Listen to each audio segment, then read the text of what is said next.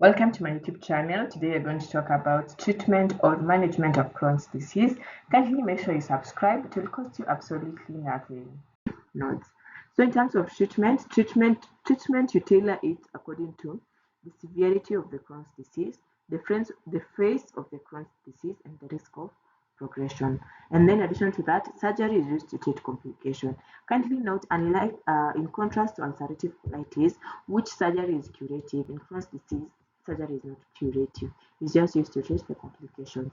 Addition to that, lifestyle modification and regular monitoring of disease activity. So, in terms of we have two phases: the induction phase, which is used to treat acute flares, and the maintenance phase. So, in terms of induction phase, our mainstay treatment is usually the corticosteroids, usually prednisolone or prednisolone. In addition to that, you can also add biologics so that you can transition into the maintenance phase. In terms of maintenance phase, as you know, we don't use corticosteroid in maintenance phase, and what we use is biologics and immunomodulators. So in terms of mild and moderate Crohn's disease, this is a patient who comes in with in ambulatory state. They take normal diet, the weight loss is less than 10, and there's no major complications such as short bowel obstruction, small bowel obstruction, or strictures or other complications. So in terms, as we said before, in terms of induction, you're going to use corticosteroids, and in terms of maintenance, you're going to use now the biologics. So in terms of this mild and moderate, if it's limited to the ileum and colon, then you're going to use oral you're going to use control budesonide, and if it's colonic disease, then you're going to use oral systemic corticosteroids. However, for you to maintain, then you have, if the patient is asymptomatic and they are low risk of progression of Crohn's disease, then you just use supportive management, so you give pain, anti-diarrhea medication, among others. However, if this patient has a higher risk of progression, then you give them an anti-TNF alpha antibodies. In terms of moderate to severe Crohn's disease, then this patient comes in with fever, significant weight loss, abdominal pain, and intermittent nausea and vomiting. So you can either you do a combination therapy in terms of induction phase. And induction phase, you do induction for remission, you do oral corticosteroids plus immunomodulators. So these immunomodulators or the biologics, you're going to give them as a transition. So because we have two phases, the induction for remission, and then you maintenance phase. So the oral corticosteroids are going to give them for that phase of acute flares, and the immunomodulators you are going to use or to add them to facilitate the transition to the maintenance phase.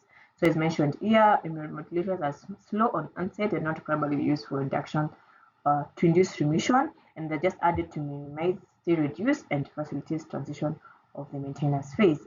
However, when you have steroid sparing, where you don't have to use, or strictly you don't have to use the steroid drugs, then you can do a combination of the anti-TNF plus immunomodulator. Or you can also do monotherapy, especially in maintenance, where you do use just a biologic, and the preferred biologic is methotrexate.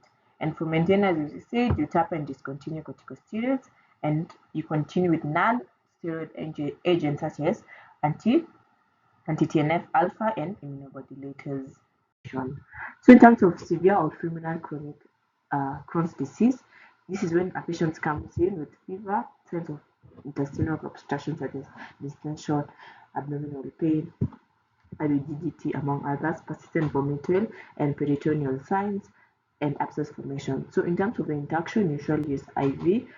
Currently notice is IV systemic corticosteroids, and usually preferred is IV prednisolone.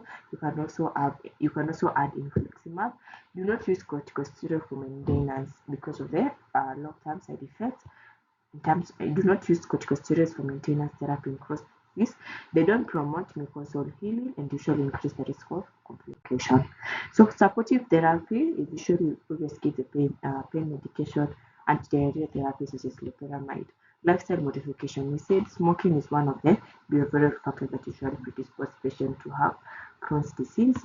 Used to avoid NSAID avoidance, used to avoid stress, depression, anxiety, and anxiety management. In addition to that, optimize diet. You treat macronutrient deficiencies such as iron, vitamin B D, and vitamin B12 deficiency, and also you treat malabsorption syndrome. So in terms of surgery, kindly note, as we said before, that surgery does not treat. Surgery is not curative in terms of Crohn's disease. What it helps, yes, it just helps us to manage severe complications. So such indication is for severe complications such as abscesses, fistulas, and intestinal obstruction, and when you have a successful medical therapy. And also use note that surgery just leads us to remission and is not curative. Complication Complications of Crohn's disease, because we already have chronic inflammation, it's going to predispose one to having intestinal cancer. In addition to that, anemia and malnutrition, which we previously mentioned behind. Side effects of corticosteroids, which include osteoporosis, short bowel obstruction, which we mentioned before, and what you have to do is the surgery and stenosis and strictures because of inflammation and edema and also fibrosis. Thank you.